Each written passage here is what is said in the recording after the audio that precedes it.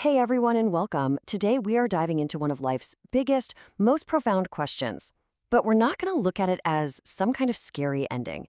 Instead, we're going to explore it as a journey, a major transition, all through the lens of the incredible work by author and sage Pete Shriram Sharma Acharya.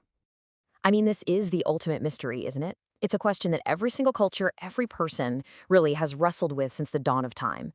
So many spiritual traditions have offered maps for this unknown territory. And today, we're going to take a close look at one of them. So, the big idea here, the core concept in the material we're looking at, is that what we call death, well, it isn't the final stop. It's actually more like changing your clothes. The soul, which is seen as the real you, is eternal. It's indestructible. The body, that's just a temporary outfit you wear for a while.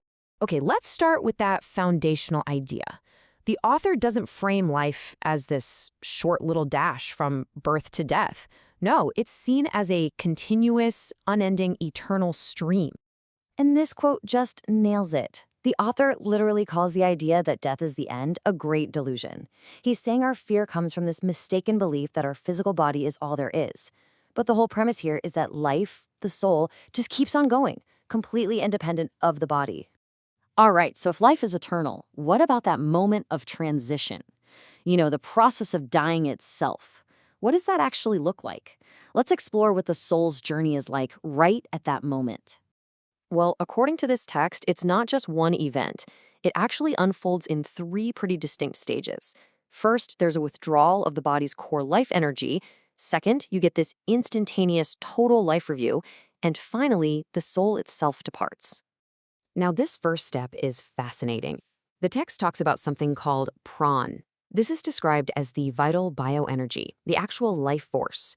And it suggests that the initial struggle or agony of death is caused by this very energy having to pull itself back from every single cell, every nerve, every part of the body it's been animating. So, what do you take with you? You can't take your car, you can't take your house. This is where the idea of Samskārs comes in. You can think of it like a spiritual balance sheet. Every single thought, every word, every action leaves an imprint. And the grand total of all those imprints is what the soul carries with it. It basically shapes your entire journey from that point on. And where does the soul go? Well, it gets a new ride, so to speak. It moves into the Sukshma Sharir, or the astral body. And the text describes this moment as a really pleasant surprise. Suddenly, the soul realizes it's incredibly light, it's totally free, and it can go anywhere just by thinking about it. There's no fear, just this amazing realization of freedom in a new, better body. But, it's not always a perfectly smooth transition for everyone. The author suggests that a very, very small number of souls can get stuck, becoming what we might call a ghost or a spirit. And it's not random. It happens when the soul is just weighed down by incredibly powerful earthly ties, like an intense attachment to a person or place, or the shock of a sudden, unnatural death. And this brings us to one of the most mind-bending ideas in the whole text, the real nature of heaven and hell. And let me tell you, it is probably not what you're expecting. So check this out. The common perception is that heaven and hell are actual places you get sent to, right? A place for reward, a place for punishment. But the author's view is completely different. It suggests that heaven and hell are internal states of mind created by the soul itself. They aren't permanent zip codes. They're a temporary phase for self-review and learning.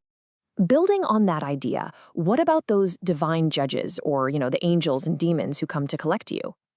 The author explains that these aren't separate beings who show up at your deathbed.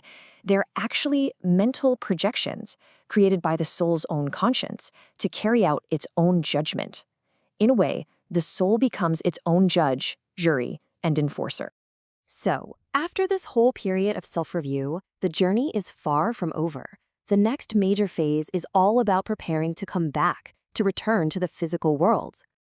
The text actually lays out a pretty clear timeline for this in-between phase. The first year is all about deep rest and recovery. Think of it like a long, sound sleep after the exhaustion of a full life. The second year is when that internal review happens, the self-made heaven and hell we just talked about. And then the third year is spent actively getting ready and searching for just the right conditions for a new birth. So how does the soul choose its next life? Is it just random? Not at all. This is where those samskāras come back into play. Those ingrained traits and deep-seated habits act like a compass or a homing beacon. A soul that was a musician will naturally be drawn toward a musical family. The search isn't a random lottery. It's a powerful pull toward what feels familiar.